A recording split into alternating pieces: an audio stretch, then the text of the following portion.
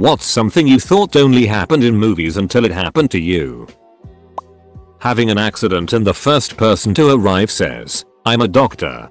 Don't worry." Dating a nerdy awkward girl in high school that goes on to be a model later in life.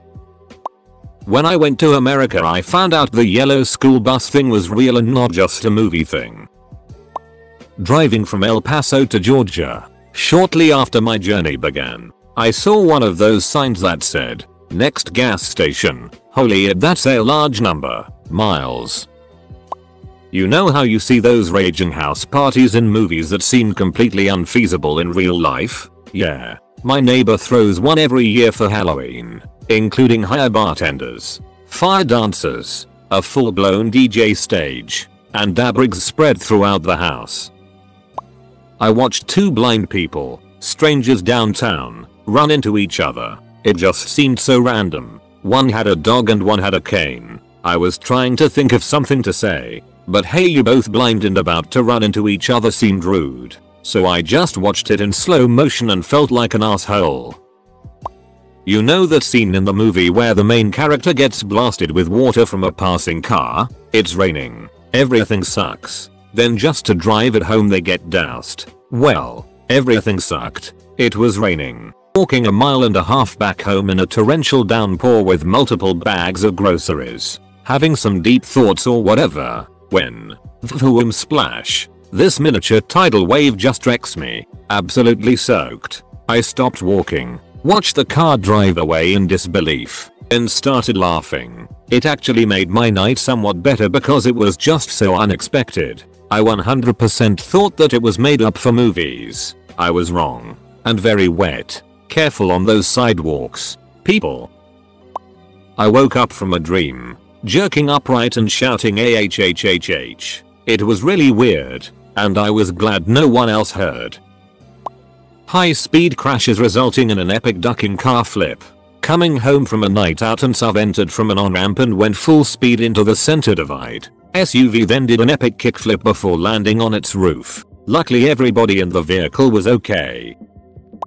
Me and my brother once saw a homeless guy. Classic homeless guy with fingerless gloves, an old army jacket, and a beard that hadn't seen a blade since Reagan probably kicked this dude out of his institution. And the kicker, he was carrying a long stick like a broom handle, with a handkerchief tied around the end and all of it stuffed into the handkerchief. Oh, and the handkerchief was red with white polka dots. So this guy was either a method actor researching his role as a hobo in a new Little Rascals reboot, some kind of performance artist, or a time-traveling homeless man from the 1920s who hasn't discovered shopping carts. Random acts of kindness among strangers. One time I was broke and on the verge of being homeless in Vegas, staying at a pay-by-the-week motel in a bad part of the city. I was due to be kicked out the next day and didn't have any way to pay the $200 for another week. I was talking to some people on a local chat and mentioned it and one guy offered to give me the money. I was sure he'd want something for it, you know. But I had nothing to lose so I met him at a fast food place nearby and the guy just handed me $300. Told me the extra 100 was so I could eat for the next week, too, and then just said to be safe and drove away. Never saw or heard from him again. This legit happened to me in April. My first thought was this is some dumb movie. It had been seeing this girl for a few weeks and we had a hotel by Big Sur. She went through my phone while I was sleeping and my most recent texts were 3 girls. If she had bothered to read them she would find I often use my personal cell phone for work. I work in IT, and I was helping them with problems. But nope. She slams the phone down and runs to her car as I say I can explain. But she just drives off to her parents who lived nearby and never answered her phone. I didn't really continue to try to get to hold of her because I really don't want to be with someone that reacts that way anyway. Landing the girl of your dreams. Had the biggest thing for a pretty, pale chick in my geometry class freshman year. Made some moves. That all flopped. She was quiet and all mysterious, which made me just crazier for her. Moved on, but never stopped digging her. Most beautiful girl ever. Then one day, over a year after I graduated I was depressed and alone. Figured I'd hit her up on Facebook because I had nothing left to lose. Got to know each other. Turns out she's just extremely shy and socially awkward. After some months of being friends, I asked her on a date that she tried to persuade me that I wouldn't like her. My 5-year obsession wasn't about to lose that debate. Now we're engaged. I love her so much. I knew this guy that was down on his luck in high school and had lost faith in hard work ever paying off. I told him I was determined to find him a 4-leaf clover. Searched every day in this big field of clovers by my house. Did this for weeks and then off and on for months. A year went by but I never truly gave up and would occasionally go out looking. I even prayed to God I'd find one because the guy really seemed to have faith in me, proving to him that working for something and believing in yourself pays off. Near the end of senior year, I had pretty much given up, but would still kneel down to look at clover patches on occasion. Then one day, my sister comes in and says if I saw our pond. We have a huge pond. It's more like a small lake. I said no, and she says there are tons of 4-leaf clovers. So I go running out and there are thousands of them everywhere. Nothing but 4-leaf clovers. I gave one to the guy and he was seriously moved. He got into the military and every now and then he sends me a pic of the clover. He always keeps it with him. Stepped on a rake. It wasn't an accident. I just wanted to see if it would actually happen. Quite painful for my 10-year-old forehead. One time a very large, rotund co-worker of mine slipped and started rolling head over heels down a really steep hill towards me. I felt like I was Indiana Jones in the Temple of Doom. My friend died when we were 20. I would be out in public and I would see her. Then I would get closer and realize it was just someone that looked like her. It happened pretty often. I guess I just missed her so my brain made me see her. I had always thought it was just a movie thing. Screaming out in anguish from emotional pain after finding out that my son was dead in my belly. I couldn't help it. I feel sorry for the people who heard me. I wailed and cried and said nonsensical it for about 5 minutes. Then I got my big girl panties on and went to the hospital that covered my insurance over an hour away, America. Feeling like you can't breathe when you're grieving a close loss. It sounds so cliche. They say it all the time in movies and on TV. And then you experience it and it's exactly the way they say. I'd lost people before, but always older. Kind of expected. Recently there was a sudden loss in our family of someone much younger and I'm still trying to process it. After the first few weeks it got easier, but sometimes out of nowhere I find myself feeling like there's suddenly no air. Being carried away by a crowd. We were doing active shoot-or-live drills and a bunch of otherwise perfectly calm and intelligent people mass stampeded the moment the first simulated shots rang out. They ran straight towards the gunshots, and I only survived because someone tripping and falling created a mass of tangled people on the ground that let me break free and run out a disabled fire exit. I expected more from my colleagues. The worst thing was, though, that if I hadn't heard the first gunshot so clearly I would have just been another part of that crowd.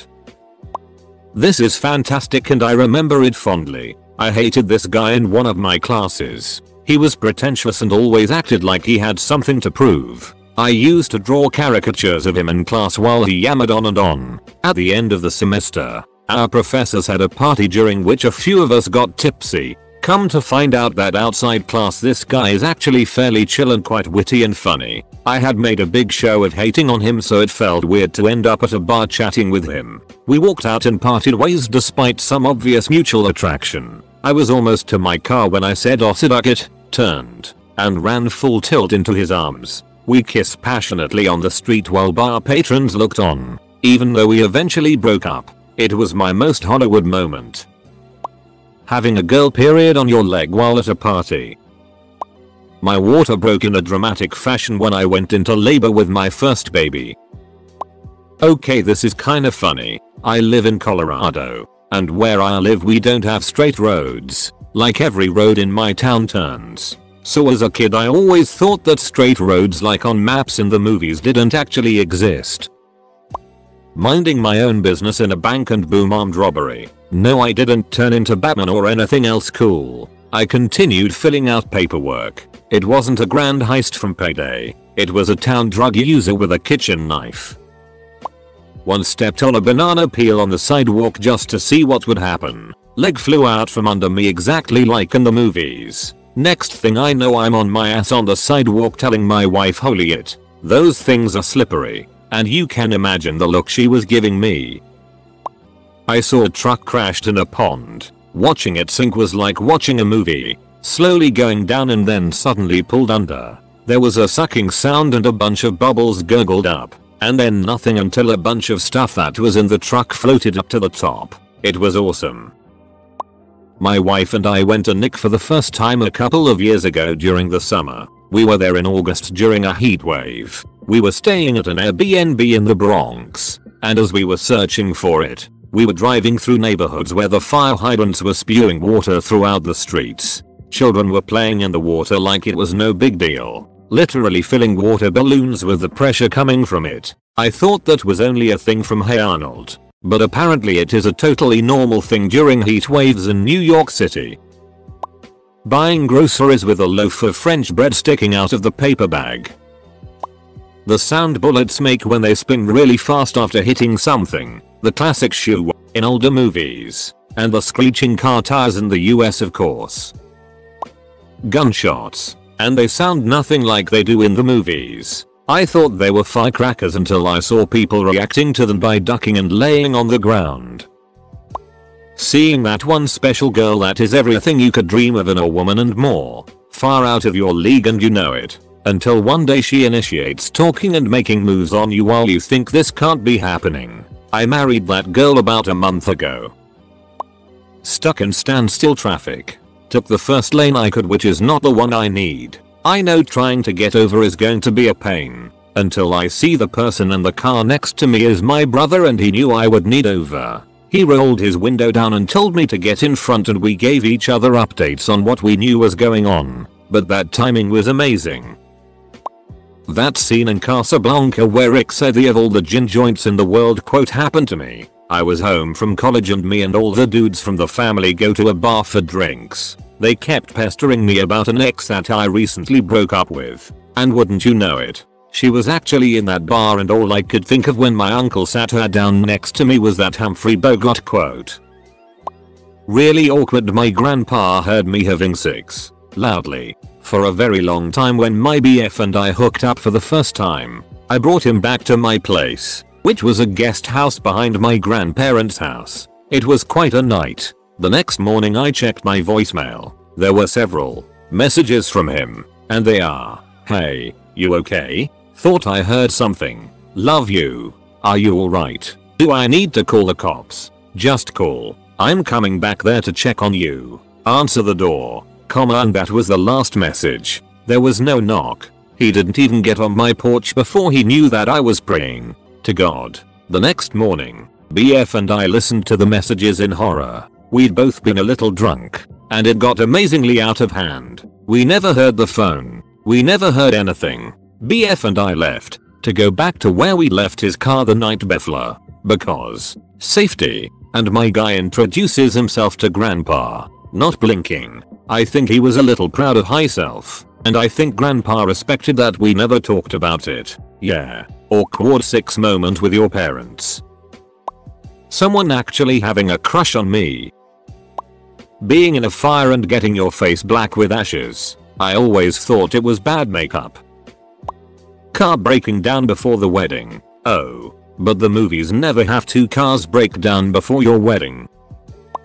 Last night I literally had a dream within a dream. It's something I never really thought happened in real life. It started with me dreaming and thinking I had woken up. I was telling my BF about my dream for a bit, and after what felt like a half hour later, I actually woke up. What's crazy is my BF woke up at the same time and said he had a weird nightmare.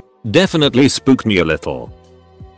I've been a cop for about 3 years now in a mid-sized town. Responded to robbery a while back where a witness said I missed them by a second or 2. I go the direction the witness pointed me toward and I send another team the opposite direction just in case. Suspect came out the shadows in the alleyway and shot my buddy in the heart. His vest caught the bullet and he's okay. We caught the guy a few minutes later. Sometimes I feel like I'm living a bad buddy cop film, haha.